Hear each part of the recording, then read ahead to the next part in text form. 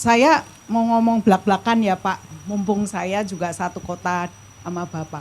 Saya pertama-tama dengar soal IKN, saya jujur nggak terlalu percaya Pak. Boleh ngomong blak-blakan kan? Silakan.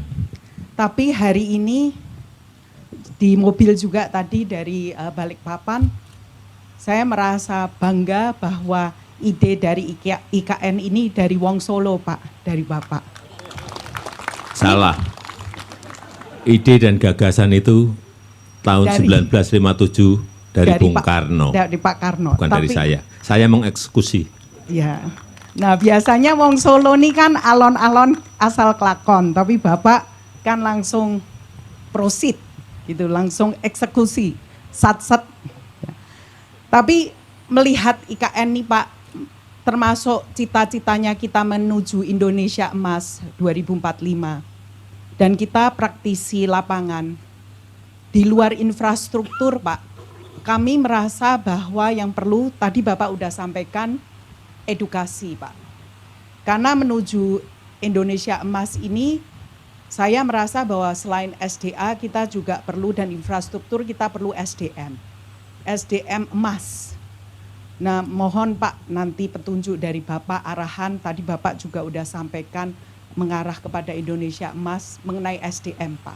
Dan nuwun sewu Pak, juga penegakan hukum, kepastian hukum, reformasi hukum. Karena semua yang kita build ini perlu kepastian hukum terutama kalau nanti ada PPP Pak.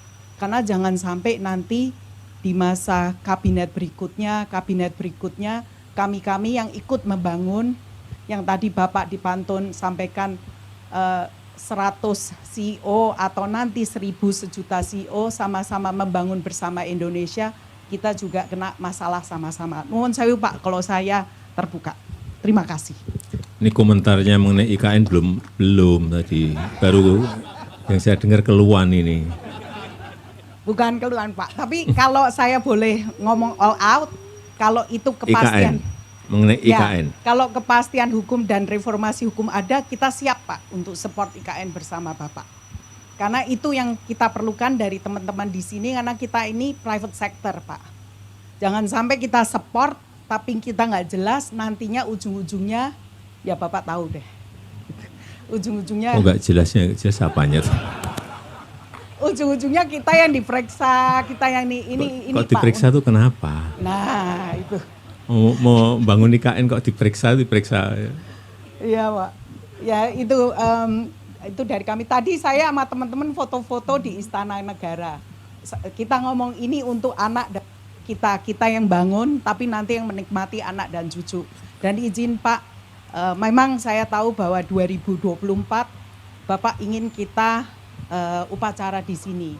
Tapi nuwun sewu Pak, kita siap tapi kita set tapi juga ada alon-alon asal kelakonnya Pak. Mengingat edukasi dan juga penegakan hukum juga sama pentingnya Pak dengan IKN. Terima kasih banyak Pak.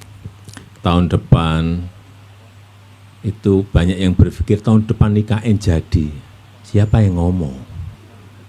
Tahun depan itu kita mau upacara di IKN. Ya. Lapangannya, rumputnya sudah ditanam, pasti rampung. Kalau yang lain-lain, itu bisa sampai 15 tahun.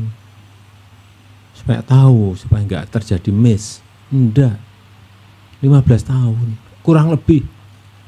Tapi mungkin bisa maju kalau swastanya ngebut. Seperti sekarang ini kalau tiap bulan groundbreaking 10, 15, 10, 20, itu baru akan cepat.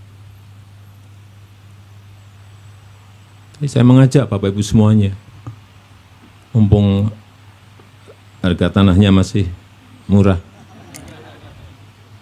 Karena kalau Bapak Ibu beli sekarang di SCBD itu mungkin harga tanah per meter sudah berapa? 200 juta mungkin.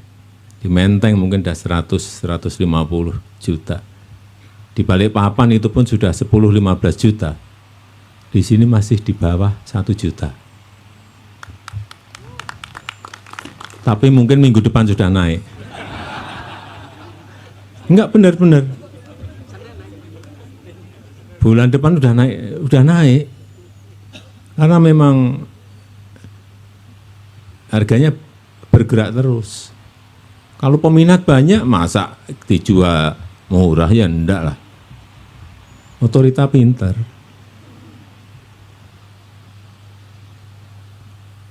Jadi kembali, IKN ini adalah investasi untuk masa depan kita. Investasi untuk keberlanjutan Indonesia.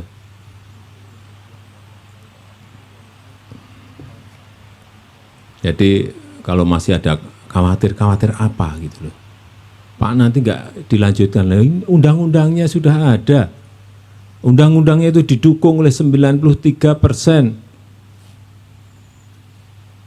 fraksi partai-partai di DPR. Apalagi?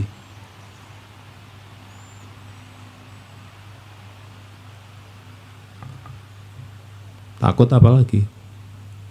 Takut pemilu. Ini kadang-kadang apa? Kita ini kan sudah berapa kali pemilu langsung. 2024, 2009, 2014, 2019. Ya kalau mau pemilu anget-anget dikit, agak-agak panas kan nggak apa-apa. Yang paling penting Bapak Ibu jangan beli kipas itu. Ngipasin, atau ibu-ibu beli kompor manas-manasin. Enggak lah, kita ini saya lihat sudah semakin dewasa dalam berdemokrasi. Perbedaan itu biasa, beda pilihan biasa gitu loh. Oh, yang milih semuanya kan rakyat. Kedaulatan itu ada di tangan rakyat. Bapak seganteng apapun kalau rakyat nggak seneng, gimana? Bapak senengnya yang desa-desa kayak saya gini. Gimana? Ini pilihan rakyat. Dan persaingan dalam kompetisi dalam pemilu biasa-biasa aja.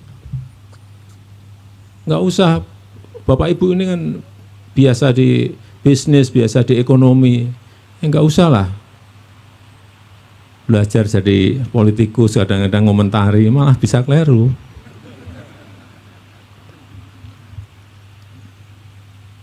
Yang paling penting, kita berharap semua setelah bertanding, setelah berkompetisi nanti, kompak lagi, bersatu lagi untuk negara dan bangsa yang kita cintai. Kembali ke hilirisasi. Kita jangan juga hanya terpaku pada satu. Saya itu biasanya senang kerja fokus. Tapi kalau bisa ngerjakan dua lebih baik. Jangan hanya urusan mineral saja. Karena yang lain kita ini masih banyak. Produk-produk pertanian banyak sekali yang bisa kita kerjakan. Produk-produk kelautan banyak sekali. Sekarang mungkin yang ramai ke depan, yang akan kita ramein itu rumput laut. Karena tidak hanya untuk urusan urusan untuk farmasi, untuk kecantikan. Rumput laut sudah bisa dipakai untuk membuat bioetanol. Dan Indonesia ini penghasil rumput laut nomor 2 di dunia dan sangat memungkinkan sekali untuk bisa menjadi terbesar pertama di dunia.